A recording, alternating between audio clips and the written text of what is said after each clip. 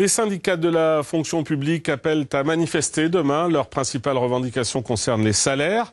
Le point d'indice des fonctionnaires, je vous le rappelle, est bloqué depuis 2010. Mais les services publics de proximité et la réforme des collèges font aussi partie du panier revendicatif. Des rassemblements et des défilés auront lieu dans les 4 départements auvergnats. Cyril Jeunet, Jean Jazet.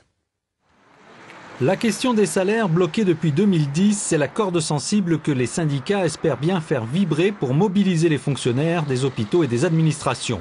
Le pouvoir d'achat, une revendication qui ouvre la demande d'une prise en considération de tous les problèmes de la fonction publique.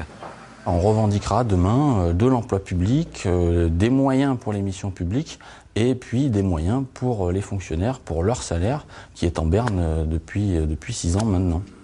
C'est une administration publique désorientée par la nouvelle organisation territoriale qui est appelée à manifester demain. Les syndicats dénoncent les contre-réformes et décrivent des fonctionnaires perdus dans les nouvelles structures. Au bout du bout, les personnels sont sans point de repère. On remet en cause leur poste, on remet en cause leur mission, on remet en cause leur emploi géographique et à la fin, plus personne ne sait exactement comment se situer.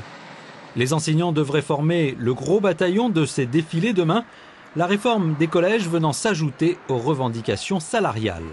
Le 26 janvier était prévu de longue date, depuis le mois de novembre l'année dernière, une manifestation contre la réforme du collège, une énième manifestation contre la réforme du collège, puisque notre gouvernement est insensible aux arguments que portent 80% de la profession au niveau de l'enseignement, puisqu'il y a 13 organisations syndicales qui appellent à la grève dans le second degré demain. Les transports aériens devraient être touchés. L'aviation civile a recommandé aux compagnies aériennes de réduire leur trafic de 20%.